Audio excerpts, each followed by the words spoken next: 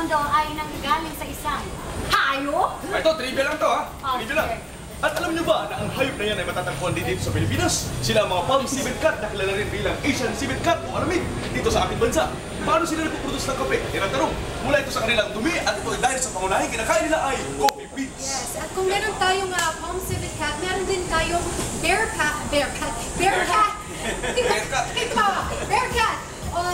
Na matatagpuan dito sa Pilipinas, pero hindi siya pusa or oso. Tama yan, di. Kaya naman mga kasama natin ngayong umaga, muli si Miss Patricia Nicolas pakipaliwanag sa atin ang tungkol sa alamin o pinturong. Magkakaigin daw ulit. Ayan, si Good Patricia! morning! Good morning! Salamat kuya. Ano naman Patricia, una sa lahat tanong natin, saan ba naninirahan ng mga animals na ito at saan ba sila matatagpuan sa bansa natin? Naninirahan sila sa mga puno, sa canopy, sa forest, sa mga kagubatan. Yung bear cat and yung musang ay nakikita sa Southeast Asia. Okay?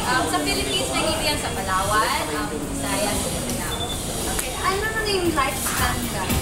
The average lifespan for civet cat is in captivity at 22 years, and then yung, yes, 22 years, and then yung Palawan bear cat is 20 years.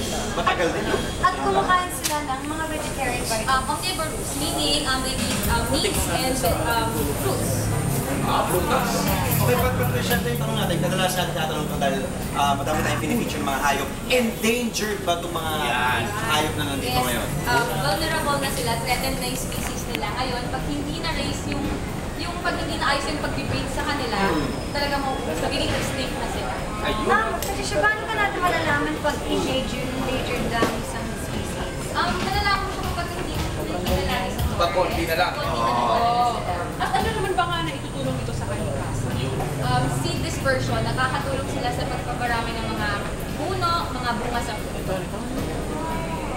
Okay, sa mga ilan na lang mga bear cats, mga species na yan na natitira? At sa Southeast Asia, Nabilang mo ba? Nabilang mo? kasubukan ko pa. Sa Southeast Asia, Pero kasi yung mga tao, kumari sasabihin mo mga 200,000, iba kasi isipin, ay, 200,000 pa pala, ang dami pa pala. Pero konti na lang yun. Actually, konti na lang pala yun. yung mga bear cat, sa Southeast Asia, meron na lang sila mga siguro around 20 to 30,000 na pair.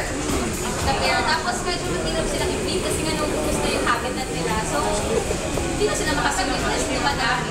At kailangan, Yes, exactly. at bago sila maging extinct, kailangan iwasan po natin yung baka maging endangered Para sila. dapat huwag mag-deforestation, gano'n. Pati kung meron tayong makita, huwag natin hulihin. Tama. Iiwan na natin sa kanila natin. Maraming salamat, Patricia! Maraming salamat. Sigurado madami tayo natutunan ngayong umaga mga kapamilya patungkol sa mga hayop na ito. At kung noon madami sila, ngayon po ay kumukonti na dahil na rin sa ating mga kababayan.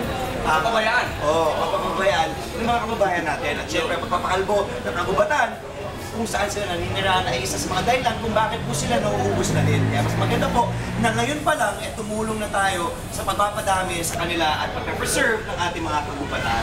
Sobrang laki po na naitutulong nila sa ating bansa. Sa ating kalikasan, kaya naman huwag na po nating hantayin na sila maubos at sa huli tayo rin magsisisi. Magbabalik pa rin po ang umaga. Kay ganda, pero mamaya. Mamaya. O pagkatapos sa ibigay sa ating mga ticket at may mga maliit na balita. Yan.